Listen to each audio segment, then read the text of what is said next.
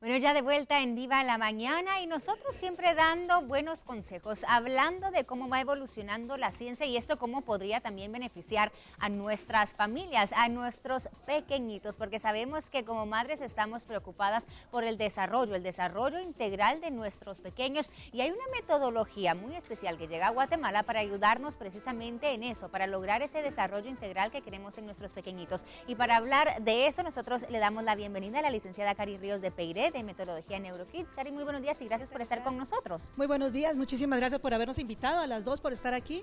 La verdad que para nosotros es bien interesante poder contar con medios como el de ustedes para poder dar a entender, a conocer en la comunidad la diferencia entre coger una buena educación o una excelente educación. Perfecto, ahorita platicamos de eso, pero le doy la bienvenida también a Alejandra Rodríguez. Muy buenos días y gracias por estar aquí con nosotros. Muchas gracias, felices de estar compartiendo este tema tan importante como es la neuropsicología. Hablando de la neuropsicología evolutiva, porque suena, Anitza, a un gran nombre, ¿verdad? Uno dice, ¿qué es esto de la neuropsicología evolutiva?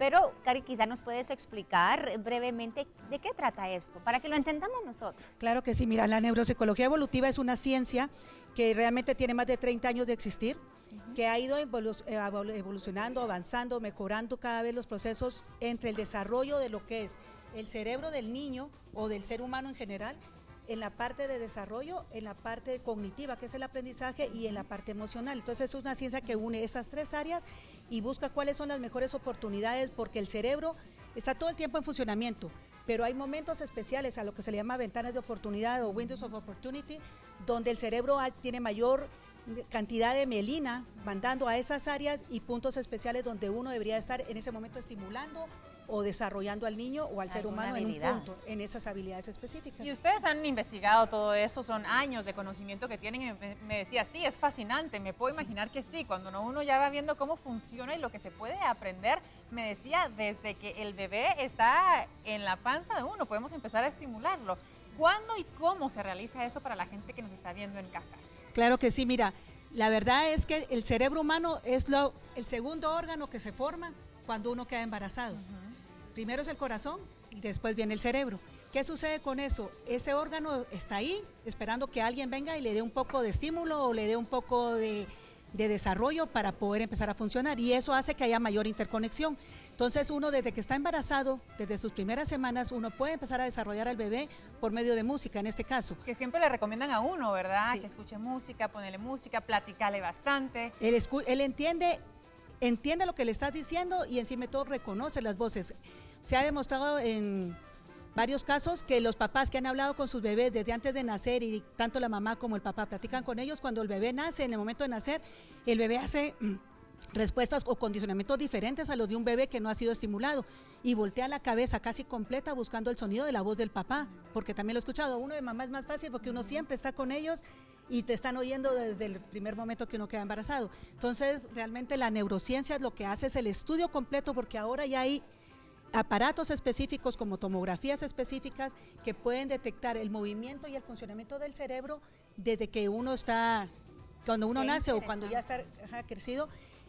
Pero antes solamente esos estudios eran cuando el cerebro estaba muerto, o sea, una persona muerta se le podía hacer el estudio, ahora no, ahora pueden ver tus emociones, pueden ver tus sentimientos, pueden ver tus pensamientos por medio de todas esas tecnologías que hay ahora. Entonces eso es lo que ha desarrollado esta nueva ciencia, y esta nueva ciencia lo que nos da a nosotros es muchas habilidades y oportunidades para poder desarrollar un buen programa académico. Finalmente lo que queremos en la vida es que nuestros hijos tengan un estímulo, una respuesta, pero con un enfoque de aprendizaje. Claro, y ¿sabes para qué sirve también, creo yo? Para quitar muchas veces las frustraciones de los padres. Por ejemplo, uno tiende a decir, ay, mi hijo todavía no está leyendo, o mi hijo todavía no gatea, no camina, sin entender, como tú mencionas, que hay ciertas etapas en el desarrollo del niño que van a permitir que esto ocurra, y no ocurre igual con todos, ¿verdad?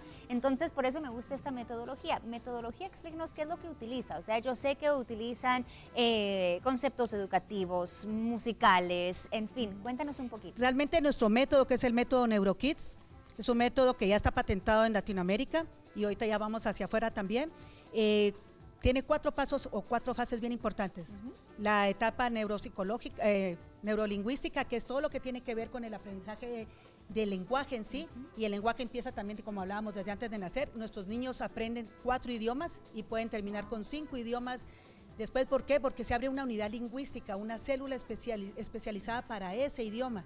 Si yo lo hago después de los 7, 8 años de edad, voy a tener solo una unidad lingüística, que en este caso por nuestro país sería español, y la tengo que subdividir para inglés y español, para español, inglés o francés, pero siempre voy a pensar primero en esa unidad lingüística.